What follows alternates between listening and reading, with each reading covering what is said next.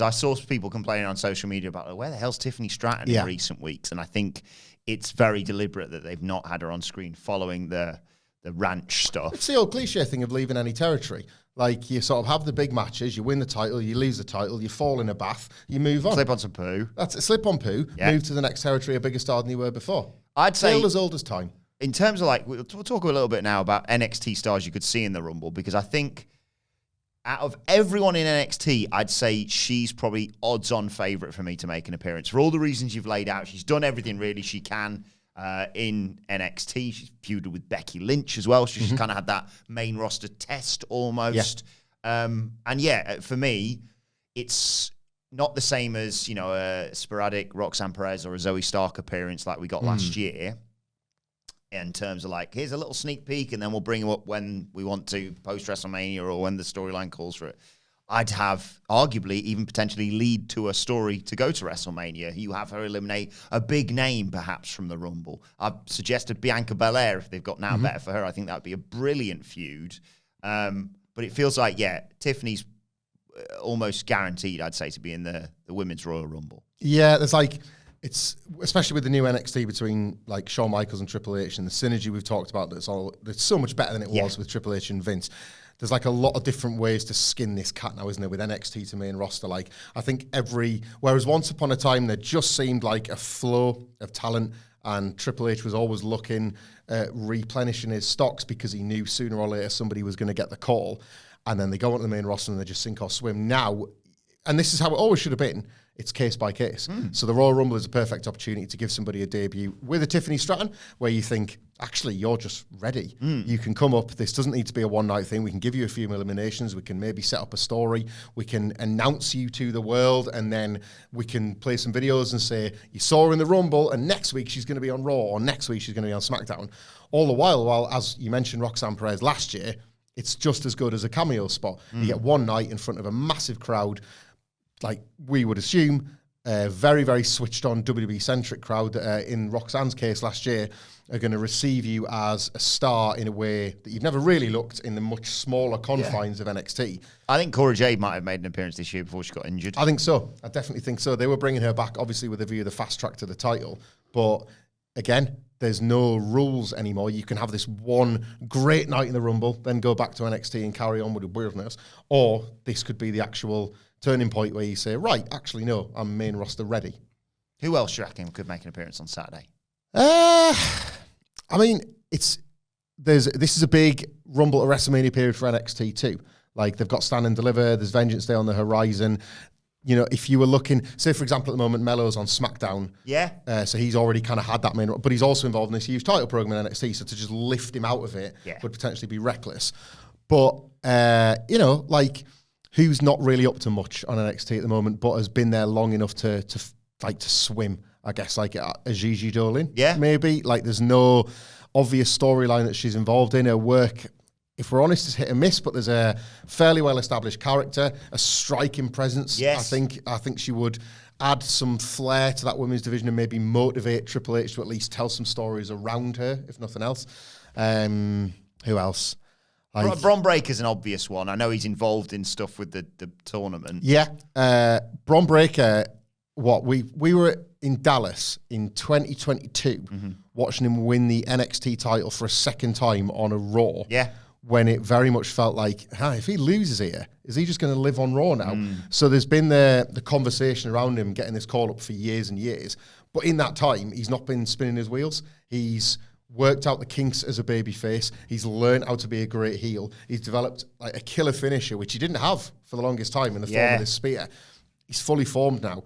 You could do this tag run with Baron Corbin. Ironically, a guy who came back to NXT and he's like, "Oh, we're great friends." And Braun's like, "Yeah, this is amazing, but Postman Pierce and the SmackDown general manager, can't remember his name, are kind of like ringing my phone off the hook at the moment. Like, I think there might be a slot for me here. Again, an Impact player in a Rumble, loads of kick-ass spears. This is not going to... I don't think everyone's going to love this.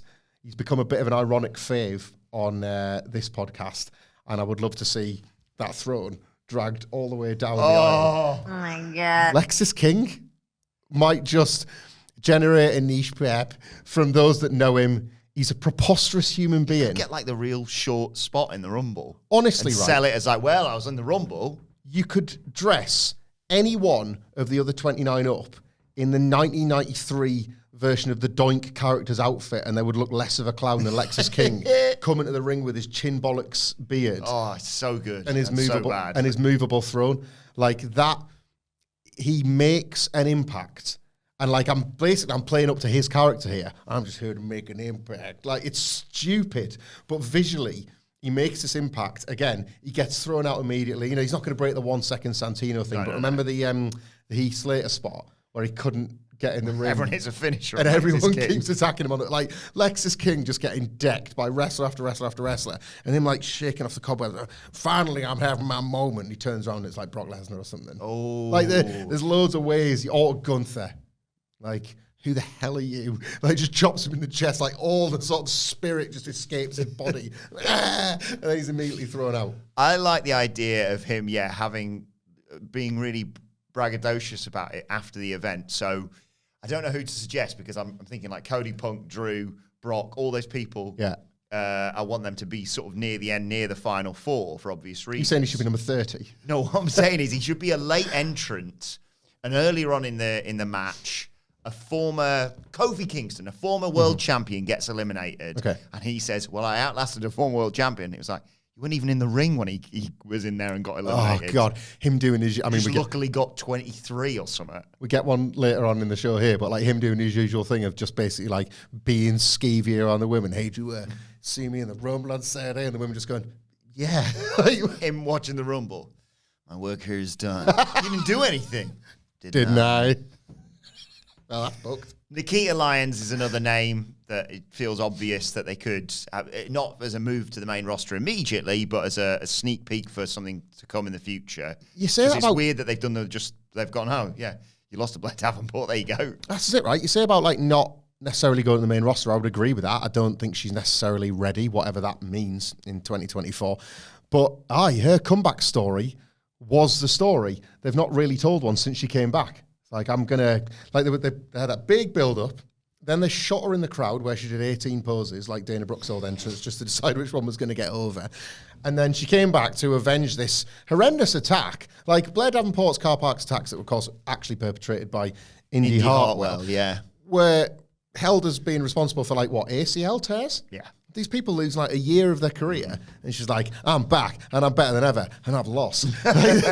They've sort of, like had her steer into a cul-de-sac here. So, I don't know, like the character is weird and you kind of can't take your eyes off Nikita Lyons. She might be main roster ready as a gimmick, if not as a wrestler. And is this not what those main event matches / house show loops with Natalya are for? Exactly. Like, and I'm not burying either Natalya or the call-up wrestler there. That's what happens, right? People go on the road with they like get the reps, all that sort of thing that maybe you can't get working people of a similar experience level. I love this. I love this because NXT, I don't know if you've ever really effectively illustrated this before on this podcast, is sort of insane. Yes. And the magic of these it used to be where if you were able to put the blinkers on and pretend that Vince McMahon wasn't going to ruin the thing you loved, it was like, I can't wait for Bayley to join the rest of the horsewomen. I can't wait for Kevin Owens and Sami Zayn to do this exact same story, but on the main roster. Like, look at this vision of WWE that Triple H is crafting. It's definitely going to be perfect when they'll get there. Now it's just like, on Tuesdays, I kind of watch wrestling's equivalent of the circus, and one of them is going to be allowed to escape and appear on Raw or SmackDown. Like, one of these is going to be on Netflix. Like, it's a whole different appeal, but I love it just as much. One final suggestion for you before we get back to NXT.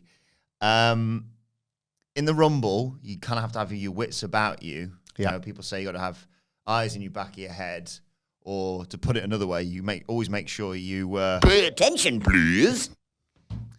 What about this?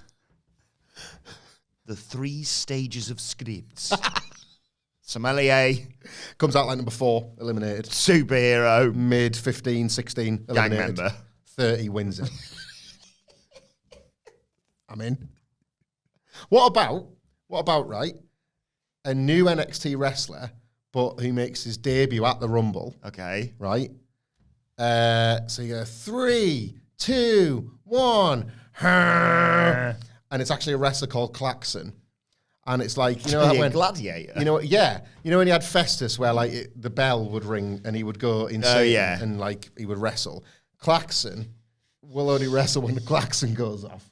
So like on NXT, like I'm Klaxon, and then the heels are like, I've bought a klaxon from the normal shop. Like the klaxon shop guy's like, well, looks like we're going out of business. We had a good run. Like, klaxons were really... invested all of our money in one piece of stock. Klaxons were really in the 90s. They made a comeback as a band in the mid-2000s. Yes. Everybody liked the Not Over Yet cover, but I think that's it for us in Klaxons. Yes? Hi, I'm Shawn Michaels, apparently. I got this new guy started, and I think I need all of your stock. I'll take it all. Klaxon Riker. Oh, Klaxon Riker. Also, come on, Von Wagner in the Royal? Yeah, I'd love to see Von in the Rumble. I think he's busy with Heritage Cup stuff is my concern.